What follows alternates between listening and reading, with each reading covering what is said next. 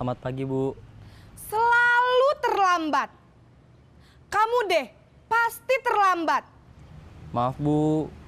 Saya... Apa? Apa coba? Alasan kamu apa lagi? Kapan sih kamu tidak terlambat? Malas sekali ya kamu jadi anak. Saya... Dasar pemalas. Gak kapok-kapok sih kamu. Sudah berapa kali terlambat? Sana, kamu keliling lapangan basket 2 kali. Kenapa saya harus keliling lapangan basket, Bu? Kenapa? Kamu mau lawan ibu? Berani-beraninya jawab. Sudah terlambat, masih berani jawab pula. Sekarang, keliling lapangan basket 5 kali sekalian. Biar kapok. Cepat.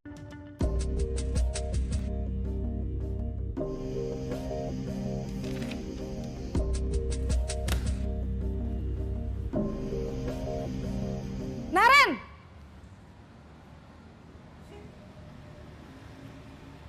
Selamat pagi, Bu. Naren. Kamu kenapa terlambat lagi, nak? Ya Tuhan, Naren. Kamu senang ya bikin ibu susah ya? Kalau kamu terlambat lagi, nanti ibu yang ditegur bapak kepala sekolah, nak. Disangka ibu tidak bisa membina kamu. Duh, gimana ini? Maaf, Bu. Duh, Gusti Naren. Kamu suka ya kalau ibu ditegur bapak kepala sekolah? Terus, sekarang ibu harus tulis apa ini di buku absen? Ini kamu sudah sering terlambat loh. Ibu harus apa coba? Maaf, Bu. Maaf sekali. Ya sudah, lain kali jangan bikin ibu susah lagi ya, nak ya. Ibu tidak akan kuat lagi kalau kamu begini terus. Bisa jantungan kalau ibu ditegur bapak kepala sekolah. Sana cepat ke kelas. Maaf ya, Bu. Maaf sekali.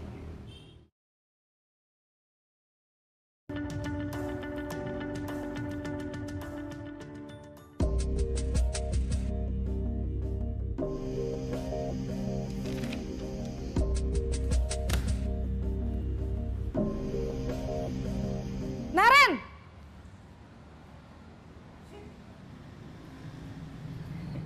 Selamat pagi, Bu. Wah, sudah jam berapa ini, nak? Terlambat lagi ya, sayang. Iya, Bu. Habis ibu saya lupa bangunkan saya, Bu. Kamu malah menyalahkan ibu kamu. Kamu bukannya anak yang larinya paling kenceng. Kok terlambat sih? Iya, Bu. Saya memang terlambat bangun tadi. Jadi, biarpun saya lari kencang, tetap gak kekejar, Bu. Ya sudah sana, nanti lain kali larinya lebih kenceng lagi ya. Biar gak terlambat lagi. Bikin seneng ibu, demi ibu. Bisa kan? Bisa lah, Bu. Ya sudah sana masuk kelas. Ibu beresin urusan absen kamu. Kamu ini ada-ada saja.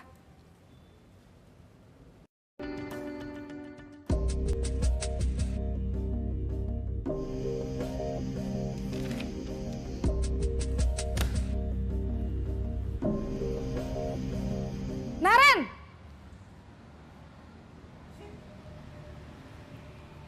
Selamat pagi, Bu. Naren, apa peraturan sekolah kita tentang jam berapa kita harus masuk sekolah, nak? Kita harus di sekolah jam 7, Bu. Iya, betul. Sekarang sudah jam 7.20. Naren sudah tahu konsekuensinya jika terlambat hadir. Paham, Bu. Saya harus tinggal kelas pas jam istirahat selama 20 menit. Iya, benar. Konsekuensinya demikian.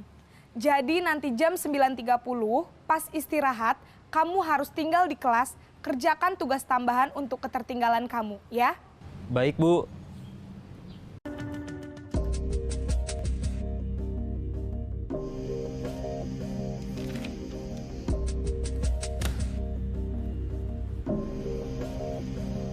Naren!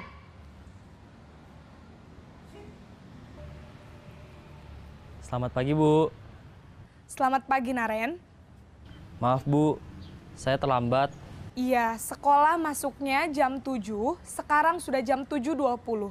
Jadi sekarang bagaimana ini Naren? Maaf Bu, saya lupa setel alarm saya semalam. Baiklah, menurut kamu, keyakinan sekolah yang mana yang perlu kamu tingkatkan? Menghargai diri sendiri dan orang lain mungkin ya Bu. Setuju. Jadi, apakah Naren meyakini prinsip saling menghormati tersebut? Iya Bu, saya meyakininya. Apakah Naren bersedia memperbaiki masalah keterlambatan ini? Bersedia Bu. Bagaimana kamu akan perbaiki masalah keterlambatan ini? Saya akan coba untuk tidak lupa menyetel alarm saya Bu. Baik, kalau Naren lupa menyetel alarm di rumah, ada orang yang kira-kira bisa bantu mengingatkan tidak? Ada Bu, kakak saya, Kak Ema. Ada lagi selain Kak Ema? Selain Kak Ema, ada ibu saya. Baik, jadi yang mengingatkan Naren adalah Kak Ema dan ibu kamu ya? Kira-kira akan mulai setel alarm kapan nih Naren? Setelah pulang sekolah, akan segera saya lakukan. Baik, jadi Naren akan setel alarm untuk bangun besok pagi dan akan diingatkan oleh kakak dan ibunda Naren ya. Ada lagi yang mungkin perlu dilakukan Naren? Agar tidak terlambat bangun lagi. Tidak ada Bu. Baik Naren, terima kasih untuk kerjasama kamu. Sekarang kamu perlu kembali ke kelas untuk belajar. Baik Bu, terima kasih.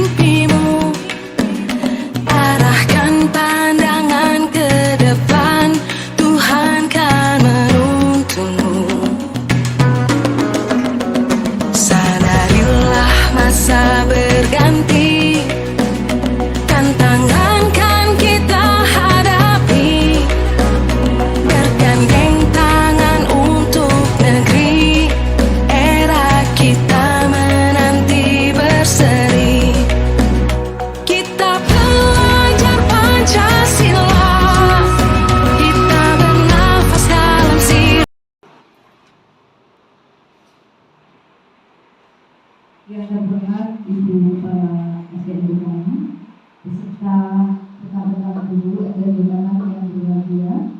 Pertama-tama, marilah kita panjatkan puji syukur kepada Allah Subhanahu wa Ta'ala yang telah melimpahkan rahmat taufik serta hidayahnya sehingga pada siang hari ini kita dapat berkumpul di ruang ini.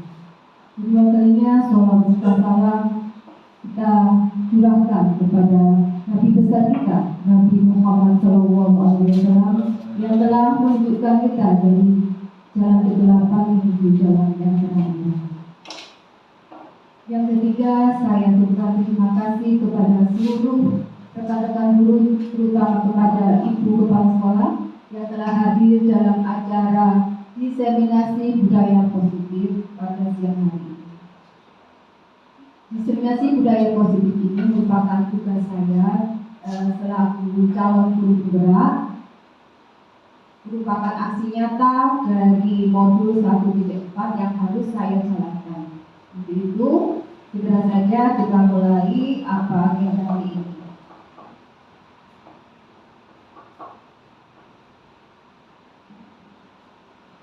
Bapak Ibu, ini agenda hari ini. Yang pertama adalah pembukaan, kedua sambutan kepala sekolah, ketiga SPP atau games, keempat diseminasi budaya positif, kelima refleksi atau kembali, dan yang terakhir adalah penutup.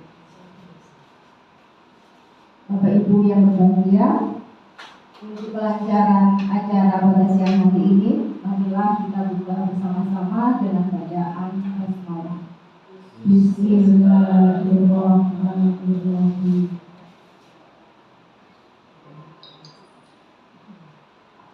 Dilanjutkan acara berikutnya yaitu sambutan Ibu Kepala Sekolah. Kepada Ibu Nurul Musliha kami silakan.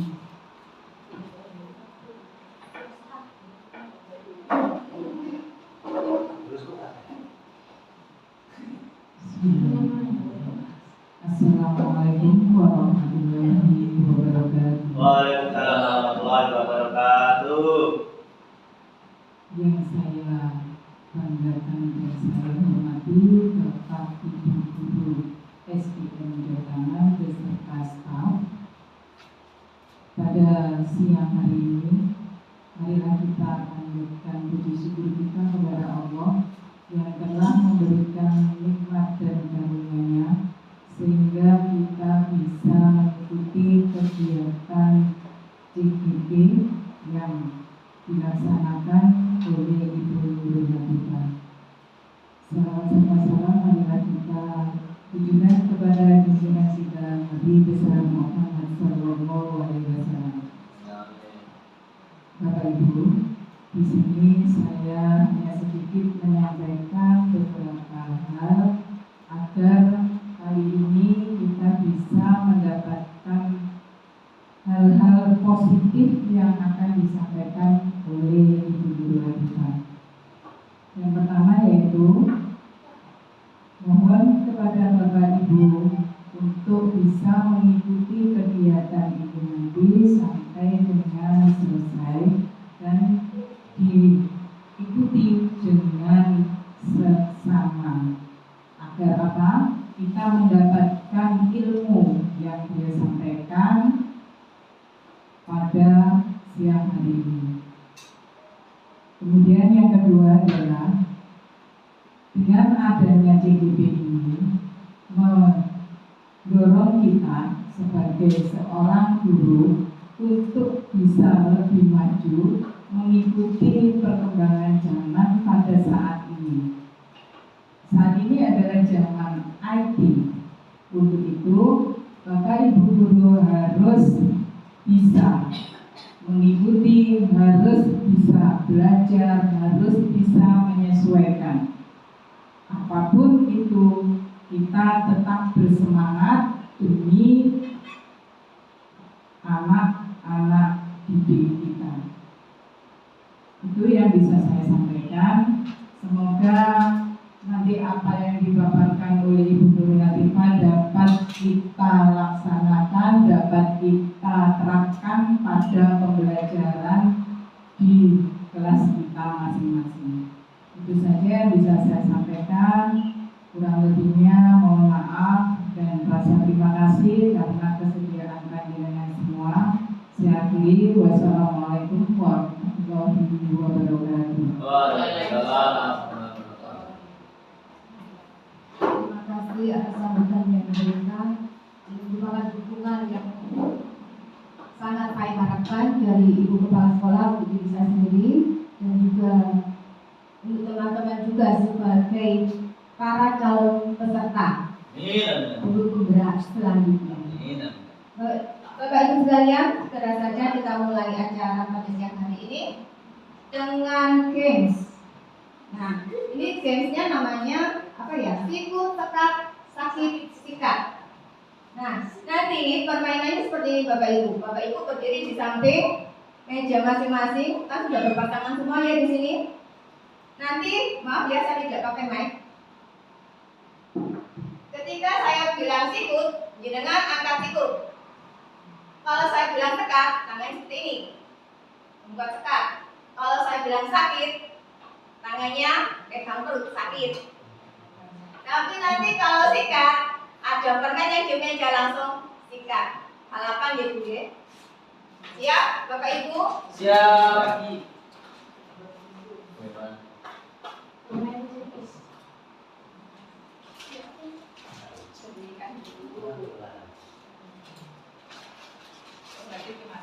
Iya, satu-satu dulu, nanti baru lagi. Nanti kalau dua lah, nggak rebutan dulu.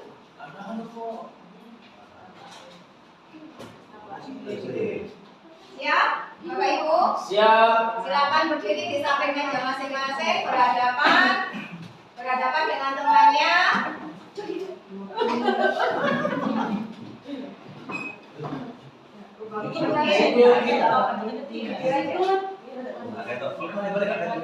Kalau saya bilang itu tanya begini ya Bapak Ibu ya. Angkat, sakit, sikat.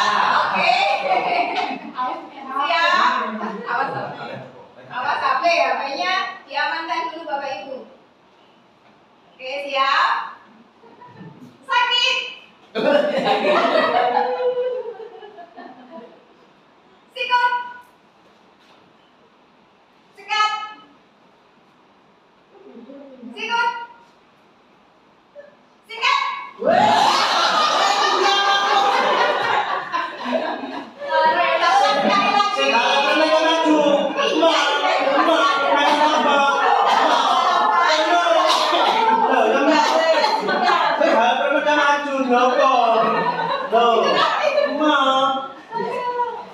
Oke, sekali lagi. Boleh. Ya. Sikat, kemudian siap. Sekat.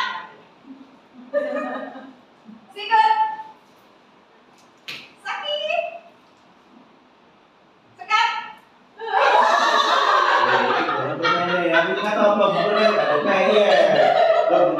Konsentrasi. Sikut. Sekat.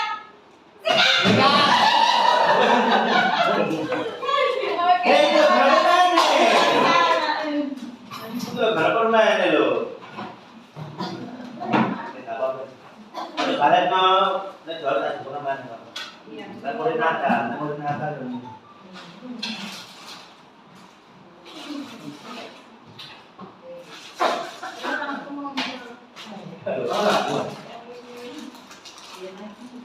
Terima kasih atas partisipannya dalam game badminton Bapak Ibu. Jadi Bapak Ibu bisa menerapkan game semacam itu untuk di kelas biar anak-anak lebih bersemangat dalam belajar. Semangat sebanyak permainnya. Oke. Bapak Ibu segera kita mulai. Ini adalah konsep isi budaya positif yang akan kita bahas pada siang hari ini. Yang pertama adalah pembelajaran dengan paradigma baru.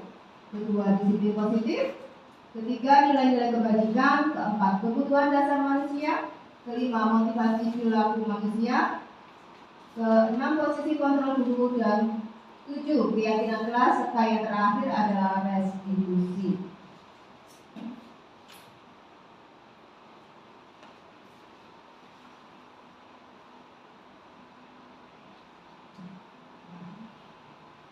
Untuk yang pertama, yakni pembelajaran dengan paradigma baru. Pembelajaran dengan paradigma baru merupakan pembelajaran yang dirancang berdasarkan prinsip pembelajaran berdiferensiasi sehingga para peserta didik belajar sesuai kebutuhannya berdasarkan tahap perkembangan sesuai teori psikologi modern untuk mewujudkan profil belajar Pancasila. Di sini, kalau dengan menyikapi berdiferensiasi. Mungkin di awal dulu saya sendiri berdiferensiasi, pemahamannya itu kita harus mengelompokkan anak-anak sesuai dengan karakter belajarnya masing-masing. Ternyata tidak seperti itu. Untuk pembelajaran berdiferensiasi, kita harus bisa merancang pembelajaran, di mana di dalam rancangan itu sudah tercakup semua kegiatan yang bisa memfasilitasi masing-masing kebutuhan belajar siswa. Dan di sini sesuai teori psikologi modern untuk mewujudkan profil belajar Pancasila. Nah, untuk profil belajar Pancasila sendiri, jenengan pasti sudah menerapkan semuanya. Yang pertama adalah beriman dan bertakwa kepada Tuhan Yang Maha Esa dan berakhlak mulia. Kemudian berkebinekaan global, mandiri, kreatif, bergotong royong dan bernalar kritis.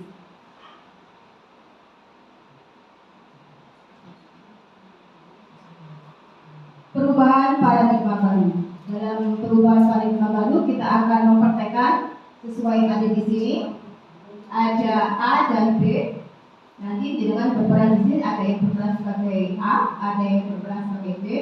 Akan saya bagikan sebagian kertas. Kemudian dengan tulis kira-kira sesuatu yang sangat berharga dalam kehidupan jenengan itu apa? Mungkin untuk yang A silakan yang menulis, kemudian sampai kiri sebagai A, yang sebelah kanan sebagai B. Nanti yang A setelah menulis di secari kertas tadi, silakan nanti dilipat, kemudian dipegang erat-erat. Yang di posisi sebagai B, silakan jenengan nanti berupaya membuka genggaman tangan si A tadi. Nanti kita lihat bagaimana reaksi si A. Oke, kita siapkan dulu.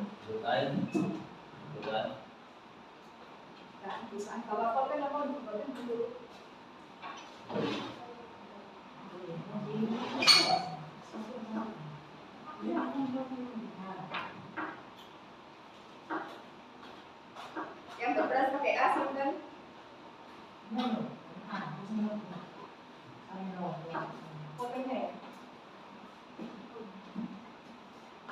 Yang kiri pakai A, yang B nanti yang membuka.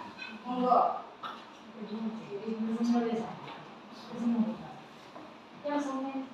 Terserah. Benda yang paling berharga dari dia dengan apa? Terserah. Boleh benda, boleh sesuatu. Yang berharga. Yang paling berharga dalam hidup jenengan itu apa? Itu jangan dikasih dulu. Monggo. Aku harus ini.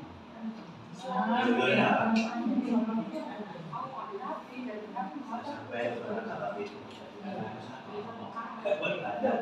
Jika sudah ditulis, monggo dilipat atau digulung, kemudian dibakar-bakar.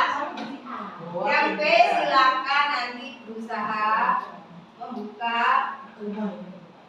genggaman tangan teman.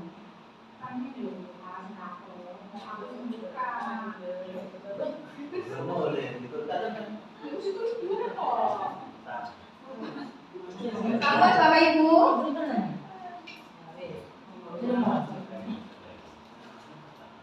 Silakan dicoba. Dilipat dulu. Silakan digenggam. Untuk yang A silakan digenggam erat-erat dan B silakan berbanyak. Monggo. Kita lihat bagaimana reaksinya. Monggo buka. Silakan puyin.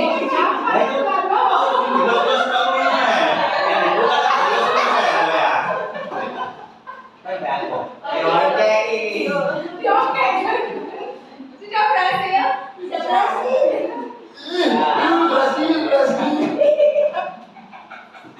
Kita lihat ya Bapak Ibu. Di sini ada yang memang sengaja berupaya untuk membuka genggaman tangan temannya. Ada yang sengaja berupaya untuk melepaskan pelan-pelan dan sebagainya. Di sini apa sebenarnya yang kita harapkan? Paling bawah sendiri, siapa yang punya posisi kontrol? Siapa yang bisa mengontrol dirinya? Jadi, yang dibahas nanti dalam budaya positif ini adalah kontrol. Bagaimana kita bisa memahamkan murid, membimbing murid untuk lebih bisa mengontrol dirinya. Lanjut ya Bapak Ibu. Disiplin positif. Disiplin positif adalah pembiasaan hal yang baik, mencampur sikap atau perilaku maupun tutur kata oleh seluruh warga di sekolah, terutama bagi murid, agar dapat berkembang menjadi pribadi yang kritis, mandiri, dan bertanggung jawab. Disiplin positif bertujuan untuk menumbuhkan kesadaran serta memberdayakan peserta didik tanpa imbalan, penghargaan ataupun reward, ancaman maupun hukuman. Ini yang biasanya sering kita lakukan. Kadang kita memberi imbalan, kadang kita juga sering memberi ancaman ataupun hukuman. Nah, ini kita berusaha untuk menghindarinya.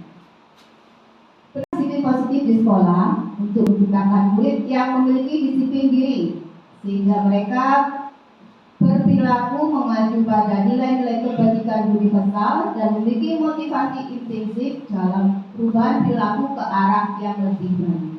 Jadi penerapan disiplin positif di sini tujuannya itu untuk menciptakan murid yang memiliki disiplin diri. Disiplin diri dari dalam dirinya sendiri, mempunyai motivasi intrinsik dari dalam dirinya sendiri untuk melakukan hal-hal sesuai keyakinannya sendiri. Tanpa kita membuat peraturan apapun, kalau mereka sudah punya keyakinan, sudah punya pembiasan yang positif, di sini harapannya mereka akan melakukan nilai-nilai kebajikan sesuai keyakinan yang mereka.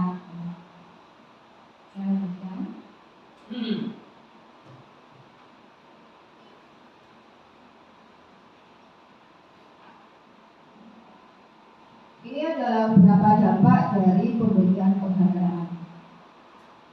Yang pertama adalah penghargaan itu efektif. Jika kita menginginkan seseorang melakukan sesuatu yang kita inginkan dalam jangka waktu pendek, tetapi jika kita menggunakan penghargaan terus-menerus, maka akan terjadi ketergantungan pada penghargaan tersebut, serta kehilangan motivasi dari zaman. Bapak Ibu mungkin secara tidak sadar kalau kita itu memberikan anak-anak penghargaan berupa apapun, entah uang, entah benda, dan mereka mesti sering meminta kepada kita akhirnya. Nah, kalau dalam jangka waktu pendek itu tidak masalah, tapi kalau terus-menerus kita lakukan, inilah yang akan terjadi. Mereka akan sering meminta dan itu membuat ketergantungan. Yang kedua, penghargaan tidak efektif.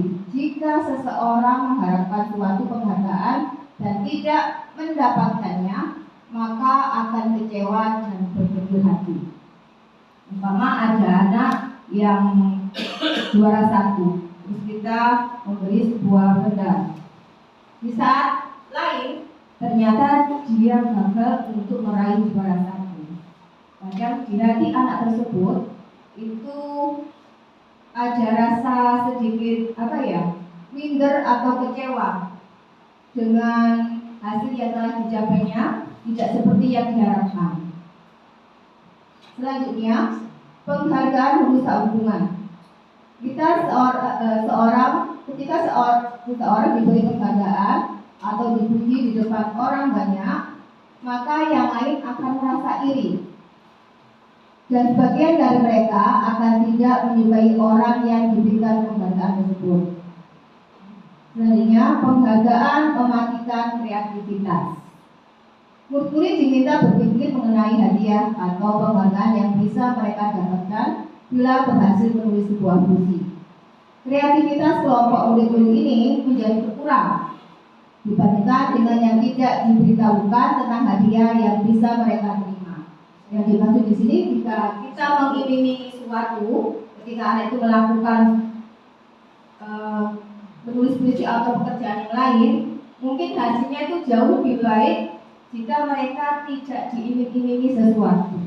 Jadi mereka bekerja dengan lebih bebas, mengerjakan tugasnya sebebas-bebasnya. Oke, kita lanjutkan.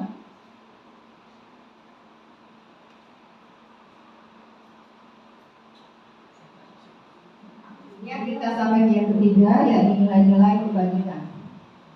Nilai-nilai kebajikan adalah sifat-sifat positif manusia yang merupakan tujuan mulia yang ingin dicapai setiap individu. Nilai-nilai kebajikan universal merupakan nilai-nilai kebajikan yang disepakati bersama, lepas dari suku bangsa, agama, maupun latar belakangnya.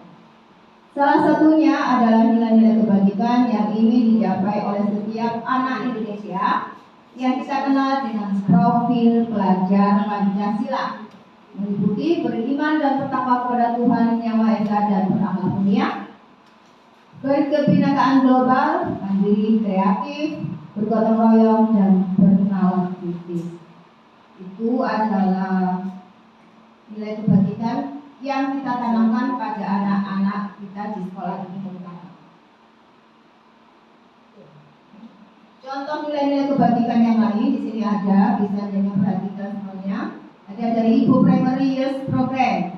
Nilai-nilainya ada toleransi, rasa hormat, integritas, mandiri, menghargai, antusias, empati, keingin-tahuan, kreativitas, kerjasama, percaya diri, dan komitmen. Semuanya termasuk nilai kebajikan. Di sampingnya ada 19 karakter. Ada cinta Tuhan dan segenap ciptaannya, kemandirian dan tanggung jawab, kejujuran, hemat dan santun, percaya diri, kepemimpinan baik dan toleransi. Dan yang terakhir dari Seven Essential Virtues ada empati, ada suara hati, kontrol diri, rasa hormat, kebaikan, toleransi, dan keadilan. Di sini nilai-nilai kebaikan universal itu pada intinya adalah nilai-nilai yang diinginkan secara umum, baik oleh sekelompok manusia ataupun secara universal global, maksudnya mendunia.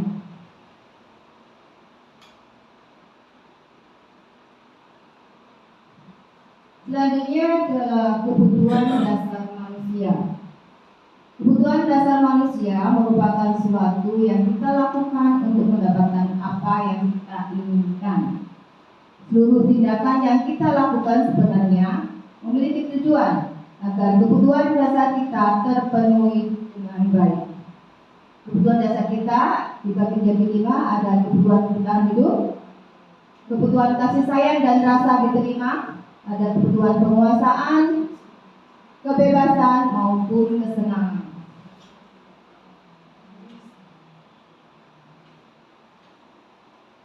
Kebutuhan bertahan hidup di sini ada seperti makanan, pakaian, tempat tinggal, keamanan dan kesehatan. Kemudian kebutuhan kasih sayang dan rasa diterima, ada rasa diterima, diperlukan, berbagi, kerjasama, dan menjadi bagian dalam kelompok. Yang ketiga ada penguasaan. Yang termasuk dalam kebutuhan penguasaan adalah harga diri, keinginan untuk dianggap, memimpin, berprestasi, diakui, dan didengar. Selanjutnya kebebasan. Yang termasuk dalam kebebasan adalah bisa mandiri, memiliki pilihan, mencoba hal baru, dan mampu mengendalikan arah dirinya. Kemudian kebutuhan akan kesenangan, termasuk bermain, humor, antusias, dan tertawa.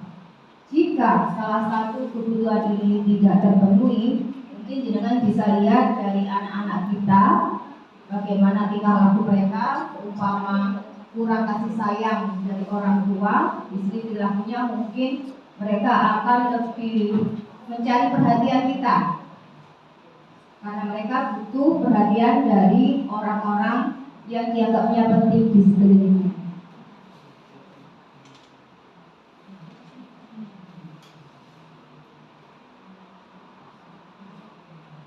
Lanjutkan, yakni motivasi perilaku manusia.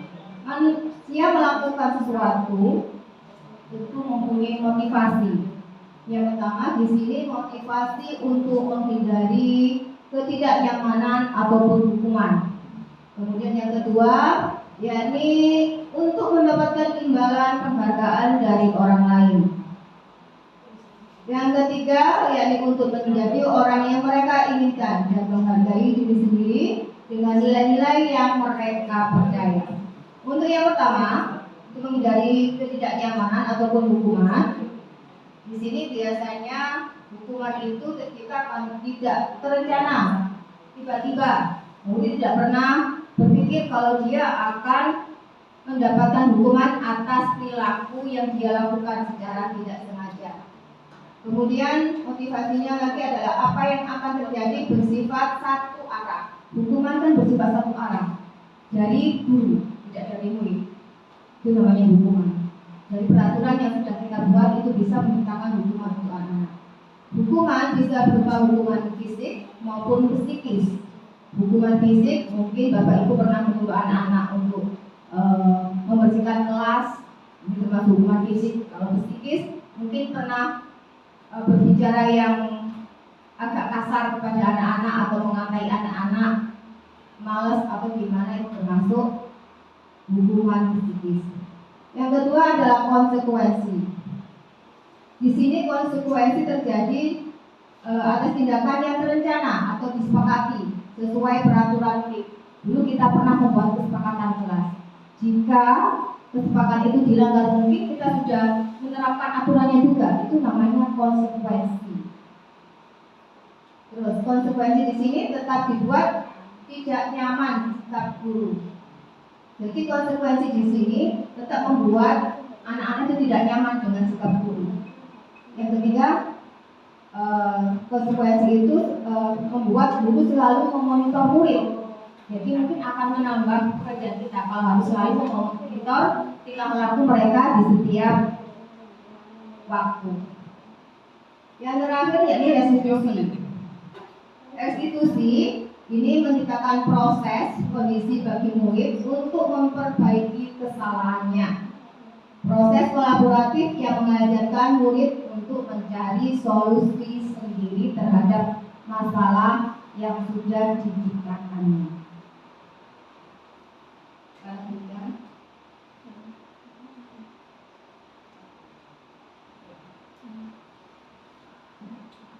Bapak Ibu, kita sampai di posisi kontrol guru. Yang pertama di sini guru berposisi sebagai penghubung. Yang kedua sebagai pembuat merasa bersalah. Yang ketiga sebagai teman, maaf itu bilangnya. Yang keempat sebagai pemantau dan yang kelima sebagai manajer. Ini ada video singkat yang bisa Bapak Ibu simak bagaimana posisi guru yang bersikap sebagai penghubung dan seterusnya.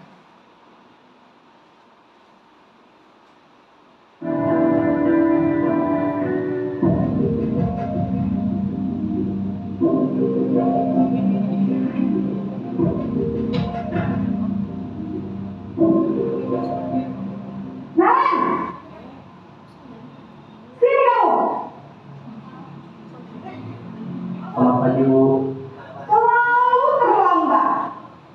Kamu deh, pasti terlambat. Maaf Bu, saya Apa? Apa coba? Alasan kamu apa lagi? Kapan sih kamu tidak terlambat? Malas sekali ya kamu jadi anak.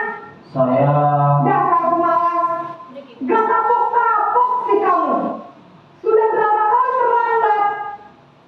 Sana, kamu keliling lapangan basket 2 kali. kenapa saya harus pilih lapangan basket Bu? Kenapa? Kamu malah ibu. Berani-beraninya jawab. Sudah terlambat, masih berani jawab pula. Sekarang, keliling lapangan basket 5 kali sekalian. Biar kapok. Cepat. Nah, Bapak Ibu, itu tadi posisi guru sebagai penghubung. Bagaimana nada suaranya, bagaimana kata-katanya, kemudian tindakannya. Jadi nanti akan membuat murid itu semakin memberontak kalau seperti ini. Selanjutnya ada posisi guru sebagai pembuat rasa bersalah.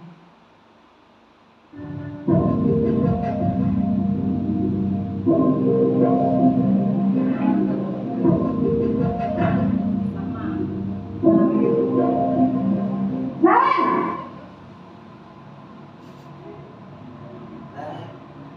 Selamat pagi Bu. Naren. Kamu kenapa terlambat lagi, nak? Ya Tuhan, Naren. Kamu senang ya bikin ibu susah ya? Kalau kamu terlambat lagi, nanti ibu yang ditegur bapak kepala sekolah, nak. Disangka ibu tidak bisa membina kamu. Duh, gimana ini? Maaf Bu, Duh, Gusti Naren. Kamu suka ya kalau ibu ditegur bapak kepala sekolah? Terus, sekarang ibu harus tulis apa yang di buku absen? Ini kamu sudah sering terlambat loh. Ibu harus apa coba? maaf Bu, maaf sekali. Ya sudah, lain kali jangan bikin ibu susah lagi ya nak ya. Ibu tidak akan kuat lagi kalau kamu begini terus. Bisa jantungan kalau ibu ditegur bapak kepala sekolah. Sana cepat kelas. Maaf ya Bu, maaf sekali. Nah, itu tadi contoh bagaimana sikap guru yang membuat anak itu menjadi semakin minder kalau saya lihat ini, membuat rasa mereka itu bersalahnya semakin tinggi. Mungkin ada penyesalan yang tinggi, tapi belum tentu membangkitkan motivasi dari diri anak itu sendiri. Di video ketiga yaitu posisi kontrol sebagai teman.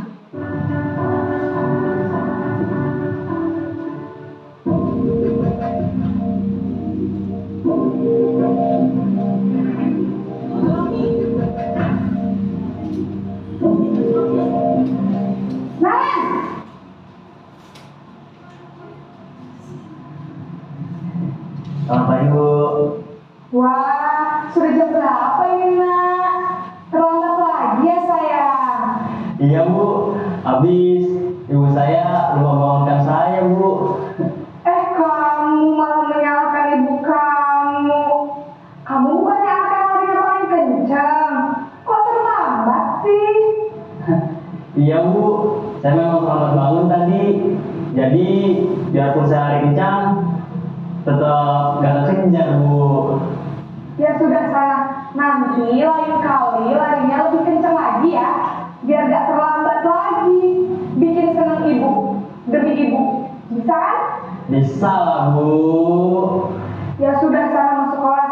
Ibu beresin urusan absen kamu. Kamu ini ada-ada saja. Jadi contoh video peran guru, posisi pokok guru sebagai teman. Ini mempunyai dampak ada yang negatif, ada yang positif. Negatifnya anak-anak kadang itu menyepelekan dan dengan guru. Tapi kalau positifnya mungkin guru akan lebih dekat, bisa lebih dekat anak-anak tersebut. Selanjutnya video keempat. Posisi kontrol sebagai pemantau atau pengawas.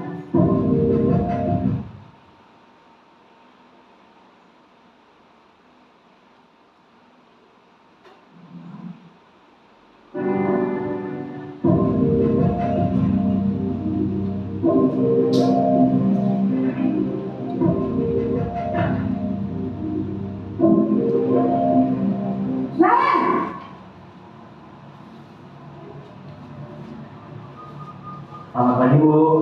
Naren, apa peraturan sekolah kita tentang jam berapa kita harus masuk sekolah, Nak? Kita harus di sekolah jam 7 Bu. Iya betul, sekarang sudah jam 7.20. Naren sudah tahu konsekuensinya jika terlambat hadir. Paham Bu, saya harus tinggal kelas pas jam istirahat selama 20 menit. Iya benar, konsekuensinya demikian. Jadi nanti jam 9.30 pas istirahat, kamu harus tinggal di kelas, kerjakan tugas tambahan untuk ketertinggalan kamu, ya? Baik Bu. Jadi posisi kontrol sebagai pemantau atau pengawas. Mungkin ini sering kita lakukan karena meski anak-anak itu akan sadar akan konsekuensi dari tindakan pelanggaran pada kesepakatan ataupun peraturan yang telah dibuat, tapi hasilnya belum tentu juga positif. Yang terakhir adalah posisi kontrol sebagai seorang manajer.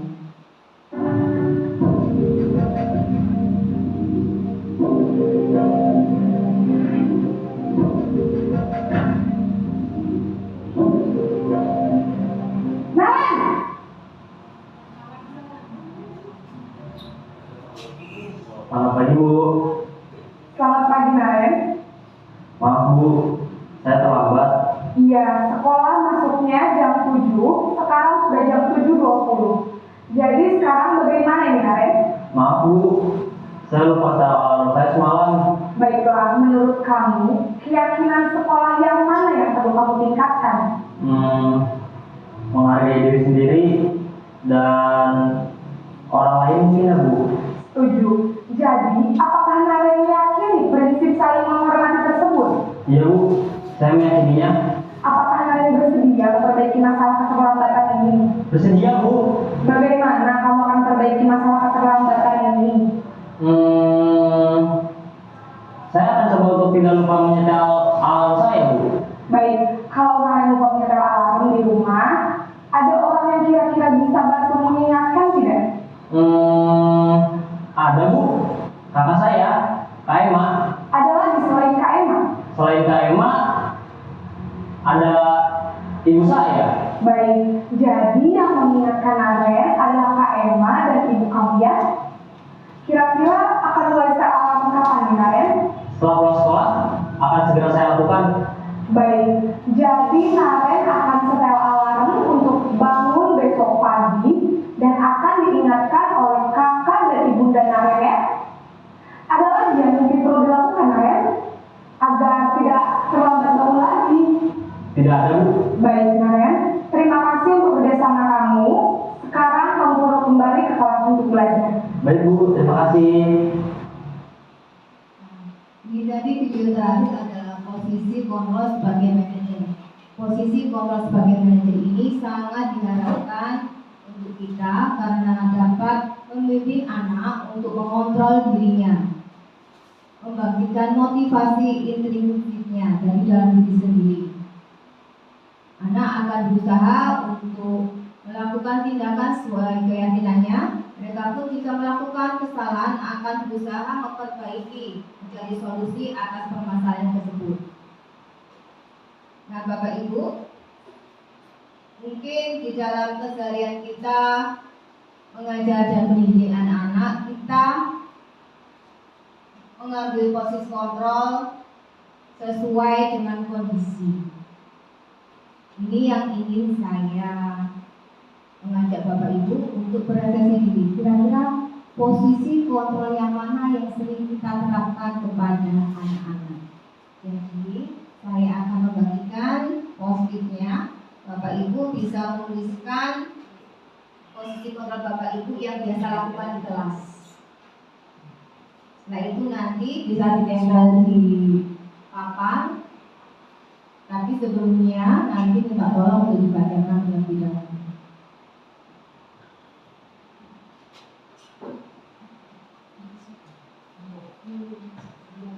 Posisi kontrol.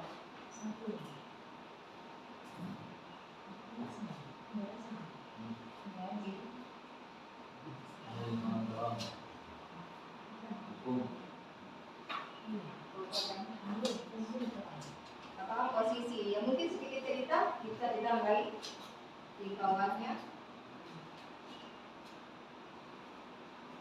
Ada yang nggak apa-apa kan?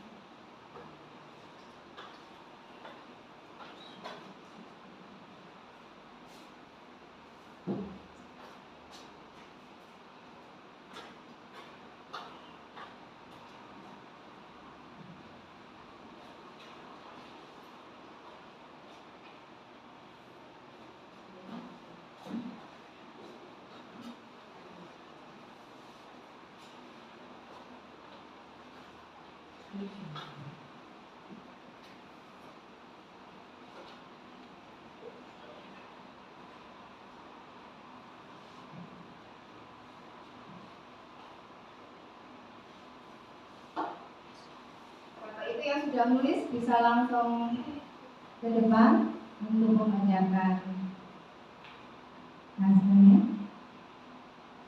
Monggo, Pak Mawar. Siap. Memberi hukuman menghafal pelajaran agar cerdas.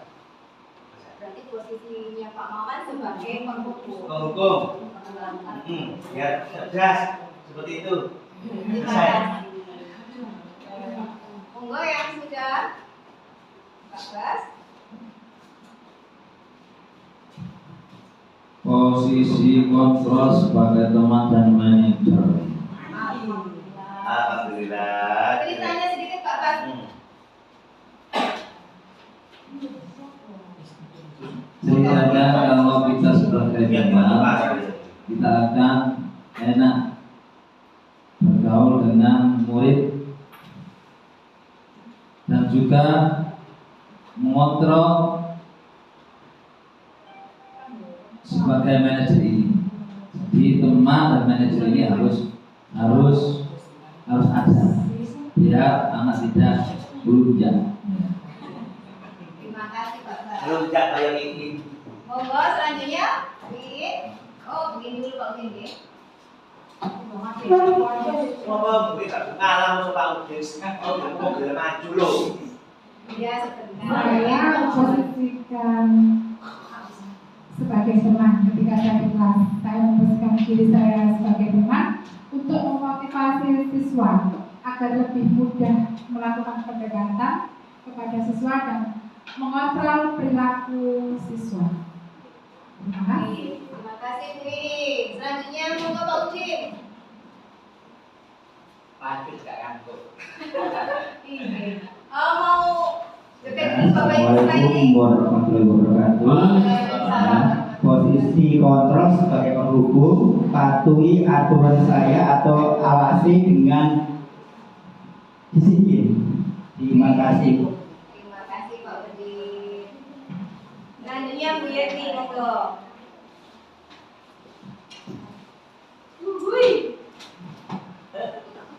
Di sini posisi kontrol yang saya pilih, yang saya harapkan nantinya untuk bisa saya terapkan di kelas saya yaitu manajer. Karena apa? Yang mana anak-anak ini nanti bisa melakukan suatu kesalahan dan anak-anak ini nanti diharapkan bisa juga untuk memperbaiki, mencari solusi untuk memperbaiki kesalahannya itu sendiri. Seperti itu. Terima kasih luar biasa sekali Bu Yeti. Monggo Bu Luka. Ini lagi. Ya. Posisi kontrol di sini saya akan memberikan motivasi kepada anak supaya tidak terlambat dan juga saya supaya anak jadi senang dan belajar dan jadi tenang. Jadi posisi kontrolnya sebagai teman. Oke, terima kasih Bu Luka. Iya Bapak Ibu sekalian, memang bisa diharapkan untuk mengambil posisi sebagai seorang manajer. Tapi kita juga harus melihat situasi dan kondisi. Tidak selamanya kita bisa berposisi sebagai manajer. Jadi fleksibel itu, Pak, untuk sebagai posisi kontrol dulu. Memang harapannya sebagai manajer, tapi kita lihat situasi dan kondisi.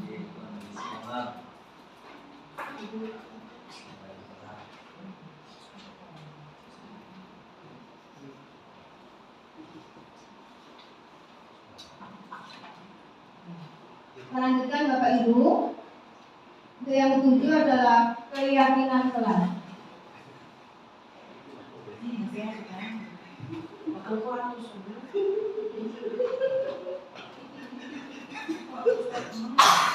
Mengapa tidak aturan kelas Bapak Ibu?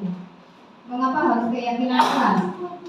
Nilai-nilai kebajikan itu menekankan pada keyakinan seseorang akan lebih memotivasi seseorang dari dalam. Seseorang akan lebih bergerak dan bersemangat untuk menjalankan keyakinannya daripada hanya sekedar mengikuti serangkaian peraturan tertulis tanpa makna. Keyakinan kelas itu dibuat secara bersama-sama antara guru dan murid sesuai dengan keyakinan anak-anak sendiri. Sedangkan peraturan kelas itu yang dibuat adalah bapak ibu sendiri, tapi anak-anak belum tentu keyakinannya.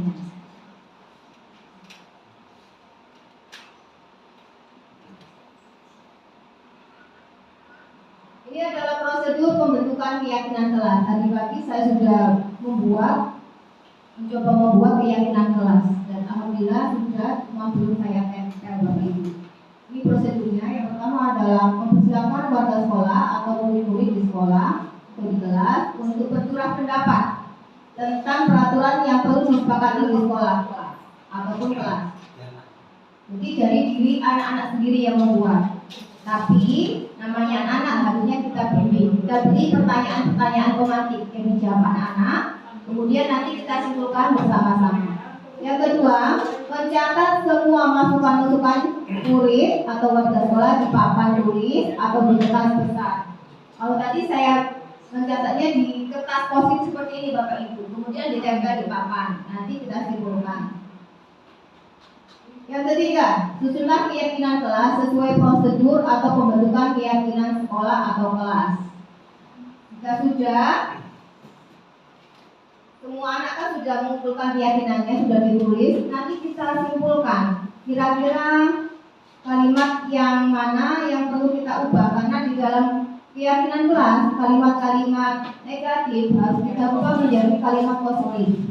Contohnya di situ adalah jangan berlari di kelas atau koridor. Ini kalimat negatif karena ada kata jangan. Kita ubah menjadi kalimat positif, berjalanlah di kelas atau koridor.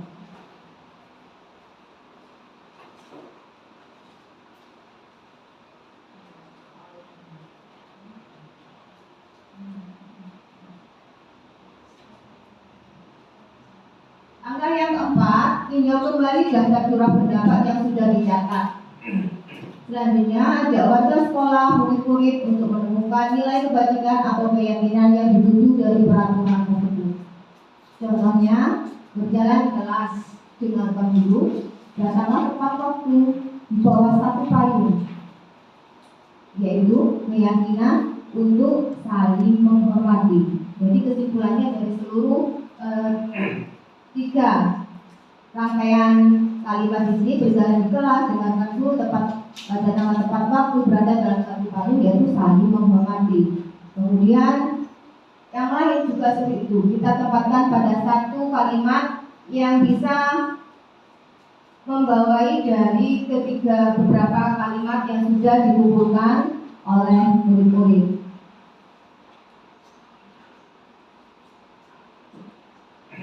Setelah itu, keyakinan inilah yang dimasukkan dalam daftar untuk disepakati. Jadi kita buat daftar keyakinan kelas, mungkin bisa kita tulis dulu di papan tulis. Dan langkah selanjutnya adalah tinjau ulang keyakinan sekolah atau kelas secara bersama-sama. Jika sudah terangkai semua keyakinan kelas, mungkin di papan, kita ajak bersama-sama murid-murid itu untuk menelaah apakah sudah benar ini adalah keyakinan yang sudah mereka tulis tadi. Setelah dibuat, maka semua warga kelas dipersilakan meninjau ulang lagi dan menyetujuinya dengan cara menandatanganinya, termasuk guru dan semua murid.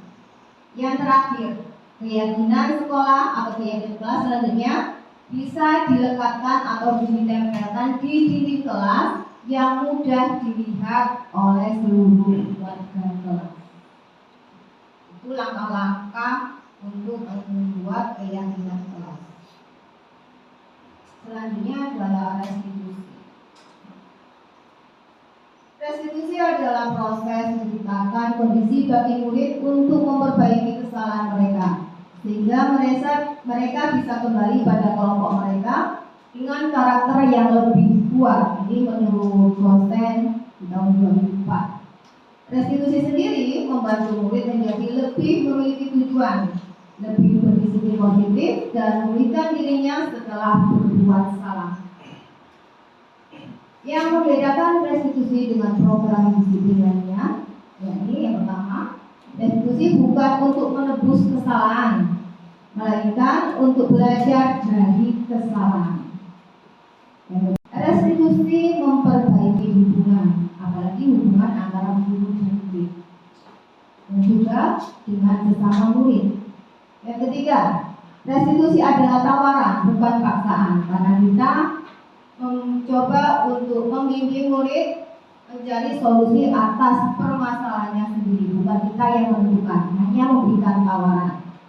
Yang keempat, restitusi itu menguatkan jiwa murid sendiri untuk dapat mengontrol dirinya. Yang kelima, restitusi fokus pada solusi. Jadi untuk mencari ataupun memecahkan permasalahan yang sudah di awal. Selanjutnya di sini ada segitiga restitusi, yaitu tahapan penyelesaian suatu masalah. Yang pertama ada menstabilkan identitas. Yang kedua, validasi tindakan yang salah. Yang ketiga, menanyakan keyakinan.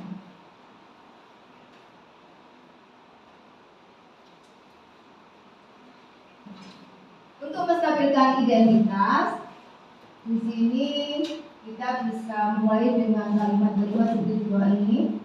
Berbuat salah itu wajar, tapi tidak semua manusia itu ada yang sempurna. Biasa dengan kalimat-kalimat seperti itu Bapak Ibu.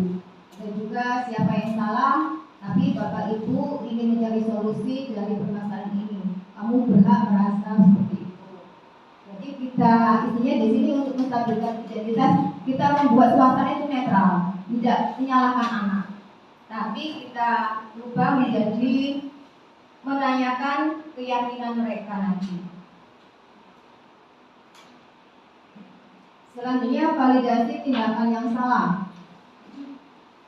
Mungkin bisa kita tanya dengan kalimat, kamu pasti punya alasan untuk mengapa melakukan hal itu. padahal kamu bisa melakukan yang lebih buruk dari ini dan sebagainya. Ini semua tergantung kalimat yang kita olah, tidak seperti ini ya Bapak Ibu.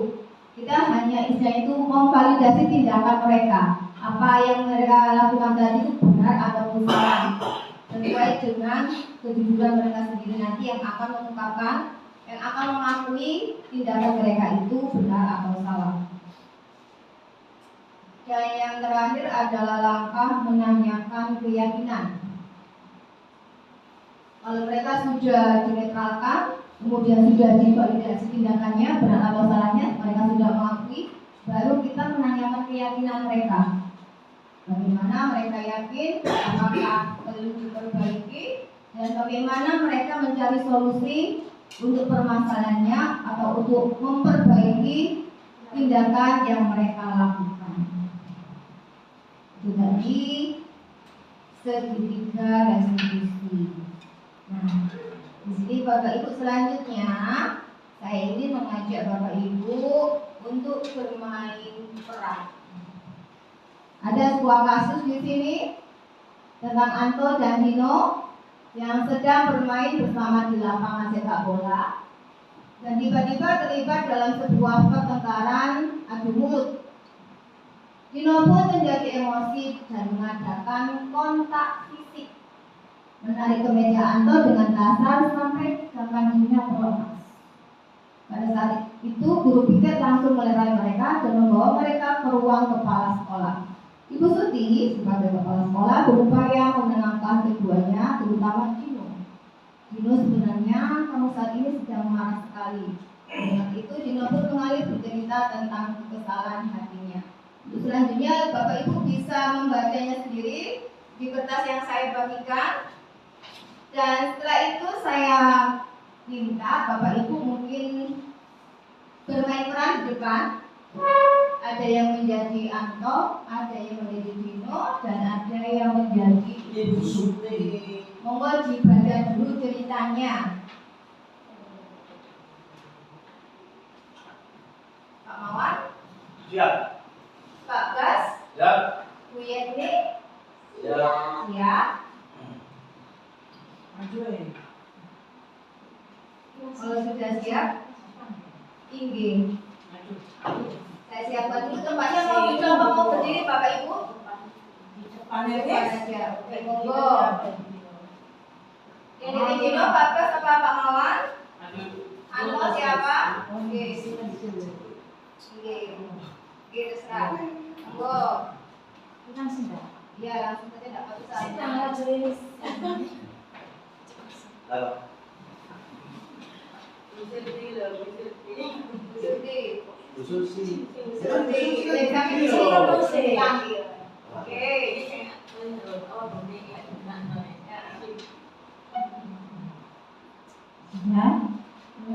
Coba Anto sama Dino kesini sebentar menghadap Bu Guru.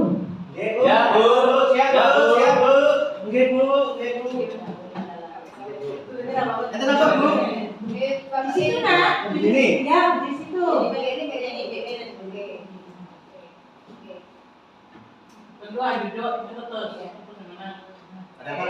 Pak, ini tadi tuh Bu Guru kalau kalian sedang apa itu ada keributan?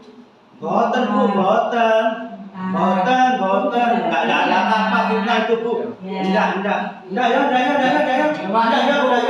ya. Tadi Dino, Guru lihat kamu kok kelihatan marah sekali. Ada apa nak? Itu Bu, tadi Anto waktu di lapangan basket itu Apa? kancing baju saya di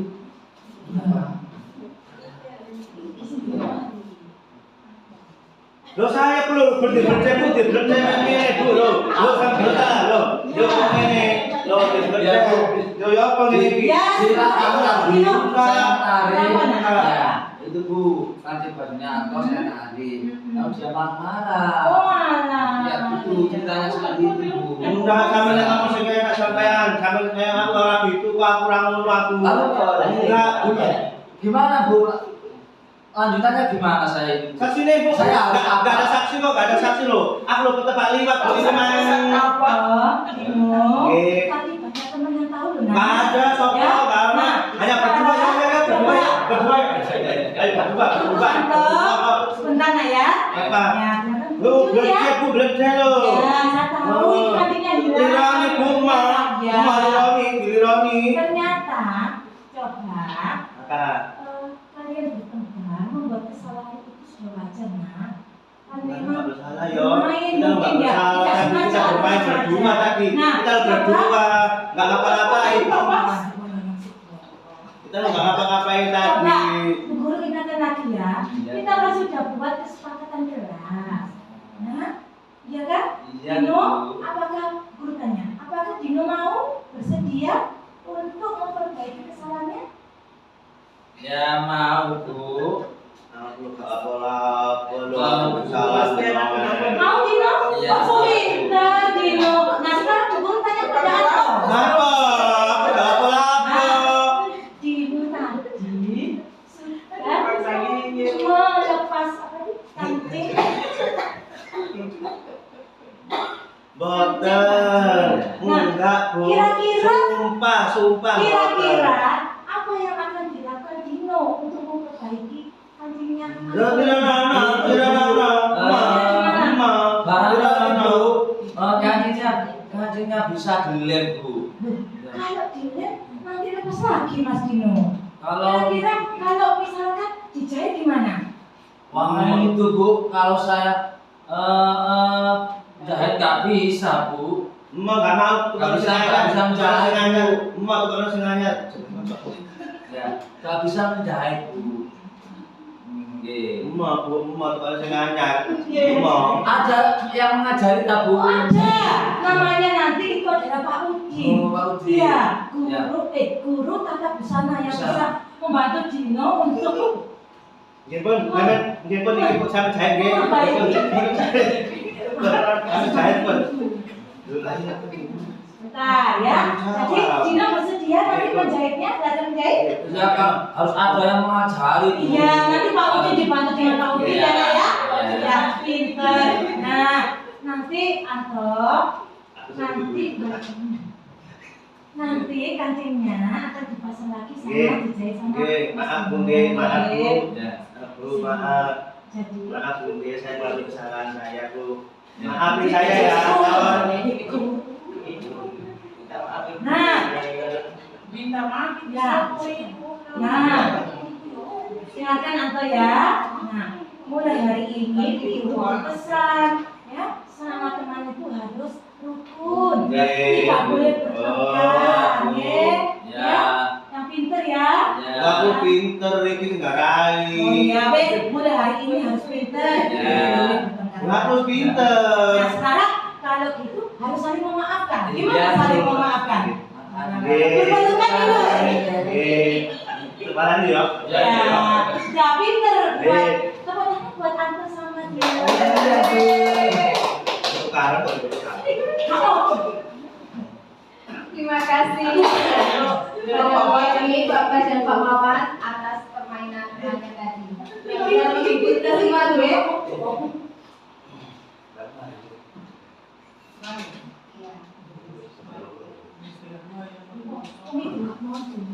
Nah, Bapak Ibu, dari bermain tadi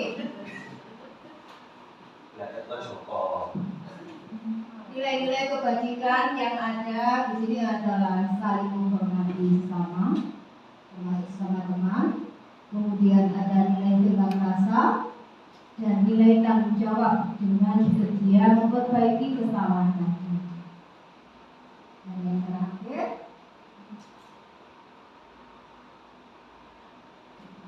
terima kasih.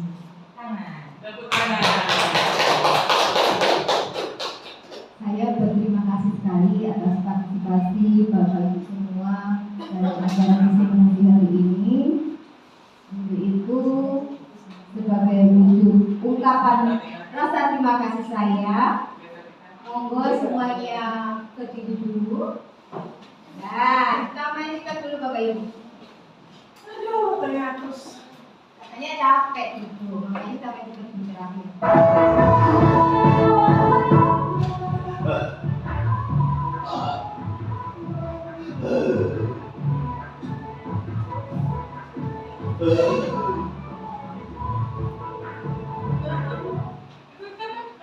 Mau sekali lagi? Lagi. Oke.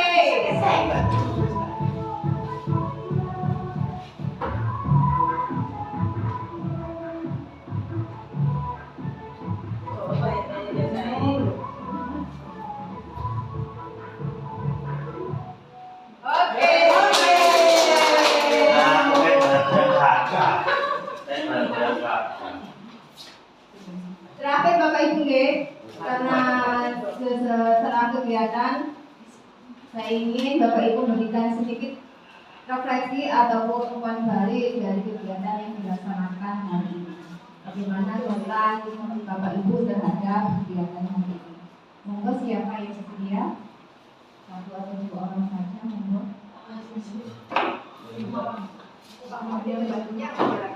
Iya, Mama. Terima kasih atas ilmu yang sudah diberikan untuk siang hari ini tadi. Saya selama menjadi guru baru tahu kalau ada tingkatan-tingkatan atau tahapan-tahapan sebagai guru. Ada yang itu hukum, ada yang manajerial, ada yang intinya selama yang saya lakukan, saya itu suka menghukum. Saya diberi hafalan yang pandai, cerdas. Ternyata itu tidak boleh. Terima kasih. Sangat bagus. Terima kasih ilmunya. Terima kasih Pak Mawar. Pak Bas mau menambahi kalian terus berdua? Oke, terima kasih. Terima kasih sekali lagi untuk partisipasinya hari ini dan terakhir sebagai penutup Pak Bas minta tolong untuk diberi pertolongan.